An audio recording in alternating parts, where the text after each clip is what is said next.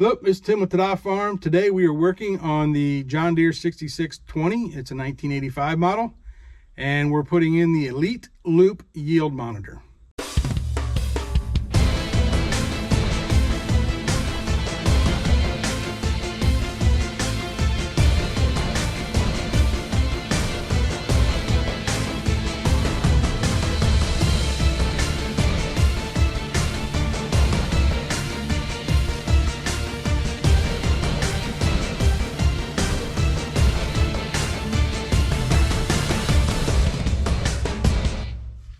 All right, here's where we started. I needed to find the location of this Elite Loup yield monitor. That's the monitor. I needed to find where I needed to put that. So in order to do that, because I wanted to put this bracket in here, I had this in the old 6600. I added this bracket to it so I had more length. This is the backup camera I had in the 6600. We're moving it over here. So I needed to have this here. This is where the iPad was set. Here's where the yield monitor will be, and I'll show you the bracket. It comes with this whole little RAM mount set up there, but I needed to know where this was because this main power line cables and stuff need to go in here, and I didn't want to have a whole bunch of extra in here. So this is for the, and there's a lot of extra here. It can go clear to the ground, but that's for the field view drive that connects my iPad to this to save all that data in field view.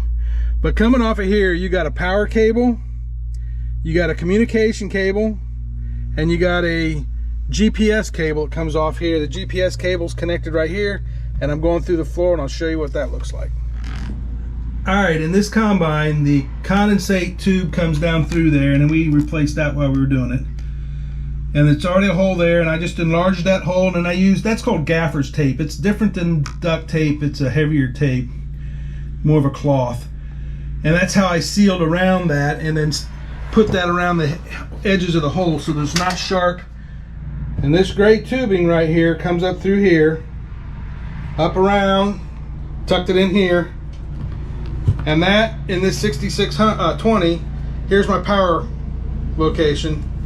This is what they give you. I'm going to do something a little different, but you can hook it here. These wires run, the power cable drops off here. The other wire is a communication wire I talked about, and it goes back to this sensor here. This is very critical how you mount this. It's got to be shooting forward, level, and it's got to be the top. Can't have it upside down, you can't have it sideways or anything else. This is very positional sensitive. And then this is the wire coming from the cab. The cab wire actually splits. One of these wires will be hooking up to something down there. This other wire comes off here. There's a header height deal. I don't have that installed yet. We're gonna get that installed, but that comes back down around here. It'll have a connection point right down here at the head. And we'll show you how that hooks up here after a bit. But this is a central point. And for me, this worked out real good. Now they gave me another, 14-foot cable to go from here to there if I needed to mount that someplace else. But I did talk to them. This is the back of the engine firewall. This is actually the grain tank right here. They said their only concern was they didn't want a lot of vibration. And next to this bracket right here, we should not get any, if much, vibration at all. So, and then this is a good wire path to go then back to the back where the other two deals are, and I'll show you those in a second. While I'm right here, still up here about the engine, let me show you this. This is the paper they gave you. I just talked about, this is the monitor, the plug that goes in the back of the monitor. There's a cable here. That's a little short cable. It's nothing but power. That sends power from this system to that Loup, I'm sorry, not Loup, field view drive. There's also a connection on the back of this monitor that goes to that drive. That's what communicates this to the drive. The drive is then Wi-Fi to your iPad. Not bad at all. This is that 48-inch cable that I showed you down here that goes to that GPS cable. This is that white cable, is the GPS. On this combine, right there's a panel that comes off those wires, and I'm gonna put some caulk around right here. This is my GPS antenna. I'm gonna put some caulk around there to seal that.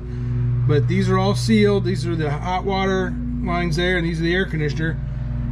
There's this corner plate right here. It comes off. You can chase those up in here into this cab. Right there's where I put the Garmin GPS. All the excess wires rolled up right underneath here. One thing they tell you is don't put it close to an antenna.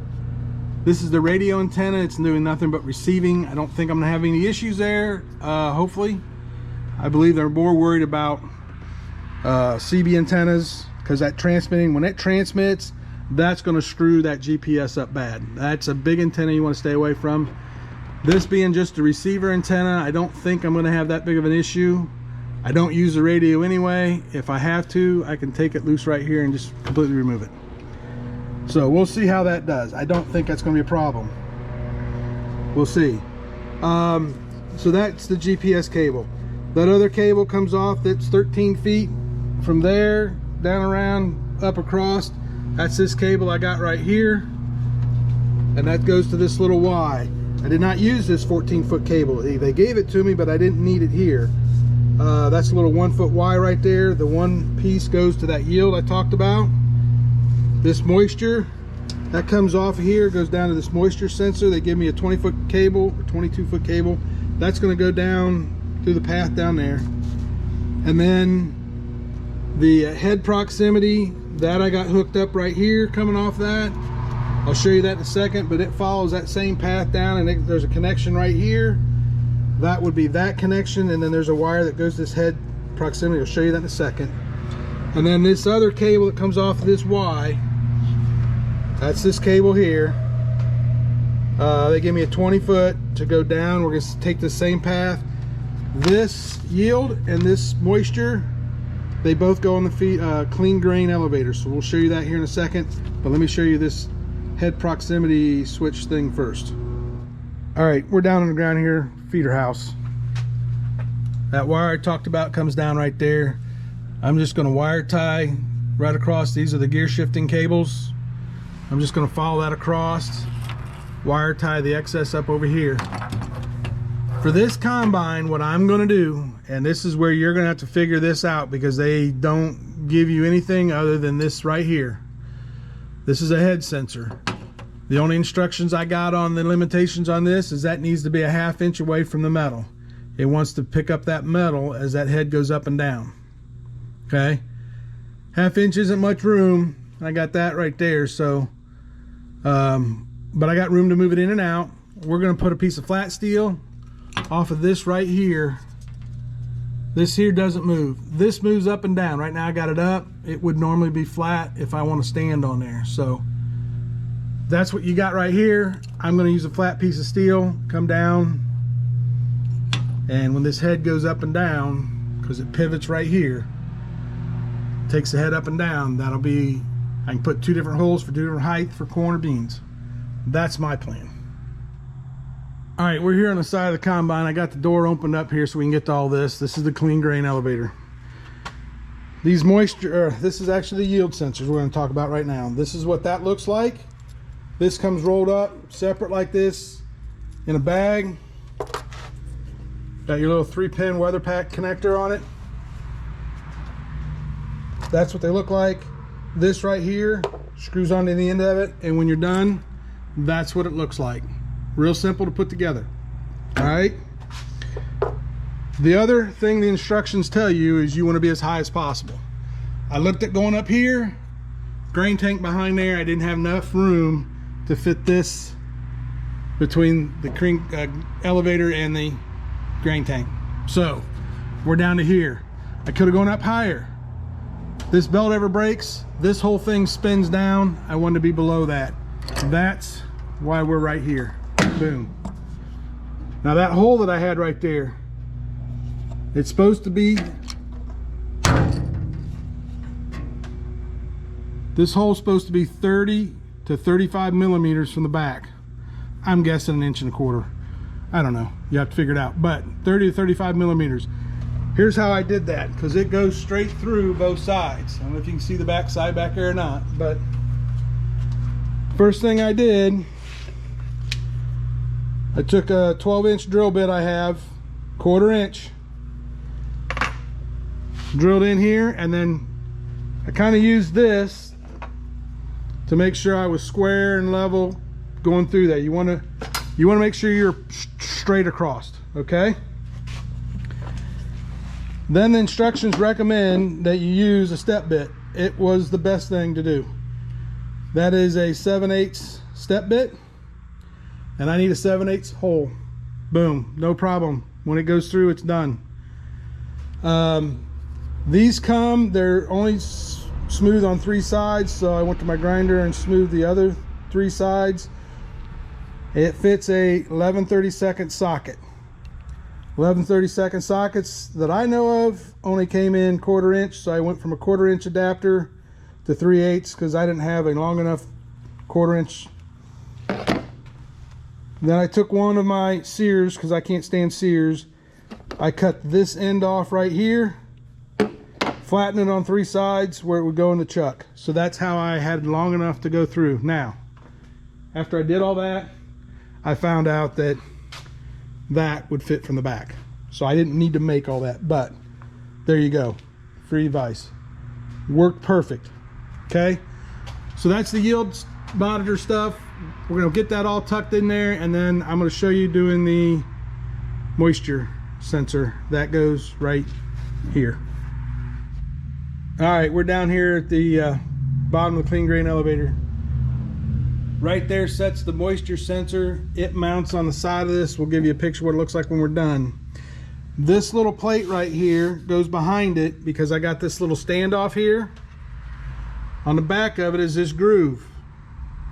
Okay. Well, I put this up here with that groove against there like that, and look what I got. Uh-oh. So I called Loup Electronics. Someone answered the phone. This isn't his forte, but he gave me his info. I texted him some pictures, and within 2 minutes, they're texting me back going, or actually called me back and said, rotate it. Boom. That gap on the back is made to the right distance. That when you twist it like that, it fits perfect. Very impressed with their customer service. We're going to go about right in here with it. But yep, that's how that works for the 6620. Bigger combine, bigger chute, you could do it straight. That might mess with my OCD, but there you go. That's what you do, and it fits. We'll get this all cut out. I'll bring you back. All right, they give you this piece of paper, and if you don't have this little notch thing in the middle, it's great. With that notch thing in the middle, sorry, doesn't work. Anyway, also since I'm having to make this little caca, it doesn't help the situation. So here's what I did. I just put this up here, tipped it like I needed to, Sharpie marked out them holes, okay? Remember, I got this groove back here, top's touching one side, bottom's touching the other side, lined it up. I just picked kind of in the middle here, bang, done, okay? So there's that. Step bit, hole, nibbler. I got an air nibbler, nibble it out. You can use a grinder, whatever you want. Saw, cut them out, okay? Now remember, you got paddles back here, so you don't want to get into those. Then I put it back on, lined up, and got to this hole here. I can get to it, drilled it out, put it back on. When I put it on, let me get this spin around here again. I put it on, bolted it up, lined it all up, and drilled these other 3 holes. I got one down here, one here, and one up there. This one right here is hanging off the back, so I cannot bolt that one up, okay?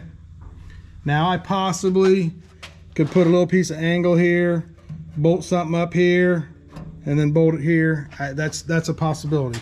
We may do that if we have an issue, but I'm not worried about it right now. They told me not to worry about it. This one you can get to real easy. This one's got a paddle in the way. This one's got a paddle in the way. Here's a secret, guys. Mason string. I got a lot of this around here from doing construction and building stuff. Just regular Mason string. You can buy it 100, 200, 350 feet, 20, I don't know. You can buy it all kinds of different lengths. Okay. This hole, these holes were all drilled at 1/4 inch.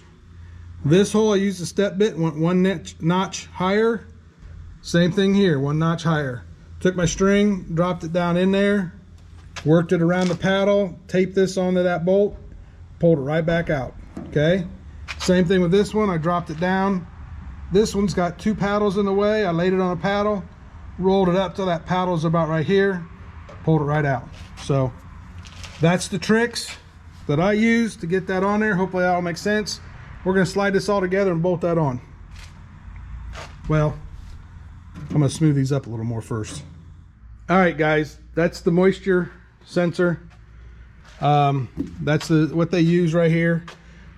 This hole we made up in here, clean grain, drops down, goes across this little chamber here, goes past this moisture sensor. It senses the moisture. Then there's an auger here that runs it back up and dumps it back in that hole we made here. So yeah, you're cycling some of that back through. It's not a big deal because you got a lot of grain coming up through there. 6620, 7720, 6600, 7700. This is the same clean grain auger. They all use the same one. I think the 88's a little bigger, so you probably can go straight. I know the bigger combines, you're going to be able to put that straight. You're going to have to, you'll do something a little different than what I did, but that's the trick right there. Wires are run. This motor here runs that little auger. There's a push button here. You can test it. This is all wired up, tucked in here, went across here. I put all my extra wires right here for this back here. Tucked it in real good back across there. And just use the same path for the fuel sensor and the pump. All that goes up through there, across through there, plenty of room right here, and then up through there. And that's the that cross auger that comes across. I got plenty of room around there, so should have no problem. These belts break, it shouldn't tie into any of that stuff. So all right, because I want to eventually run more lights. They will be LED, so they won't pull much, but I'm putting in a little extra fuse box right here. It's got 6 more circuits. One of these circuits is going to power this strip I just put in the cab. The other 2 are going to power the Elite stuff, and we'll hook them up here. I'll have 3 more circuits for lights. So that's what this big heavy cable's for. We're running, I just picked up some 6 gauge jumper wire, or maybe they're 8. 6 or 8 gauge jumper wire is cheap way to get some wire. We're just coming off the battery, gonna go up there. I did put a relay right up there. It's kind of hard to do this one-handed. This is a relay I just put in. That relay is going to go up to this switch that is in this. Let me get in here. All right, we're up in the cab. I came through the firewall right there from the engine with a wire. This is going to go to that breaker or fuse panel and to that relay. What's going to feed that relay? I'm going to have 12 volts come up to this switch right here. This is just a strip thing I bought off Amazon. I don't know, you just put in USB, cigarette lighter, 12 volt automotive, and these things come up. This one's long negated. I put one of these at square in the 6600. Did something a little different in the Kubota and the International, but nice little feature because I need USB right there, and I need an extra cigarette lighter. This one's all going to get powered out of that fuse panel, so, and it's going to give me the correct voltage because John Deere's combines, for whatever reason, they don't read the right voltage on these, and they said that's normal. So this will give me a good battery voltage of what the battery is. This switch will then go down to that relay, and I can turn that fuse panel on and off, so it's like a key. But this will go and feed the backup camera, and this will go feed the iPad and my if I'm listening to music on my iTunes thingy or my phone or whatever, I can charge here. I do have another cigarette lighter back here if I need to use another lighter. So just gives me more power options in here, and with it all coming straight off of the battery, good heavy voltage, I'm not going to worry about tripping anything out. Eventually we will put some switches on here someplace for additional lighting Not sure where that'll go yet. Maybe right down there. But yeah, those are some things I'm doing on my combine. And I did some of this while we were doing the Elite, so I have the power for it. You don't got to do any of that. It's nothing to do with Elite, but that's what I did in my combine, just to make things work a little better for me. So anyway, hey, thanks guys. Hopefully this helps you understand what's involved. It's not that bad. If you're good at one thing, you're good. If you're not good at one thing, you're good at something else. So thanks for watching, guys.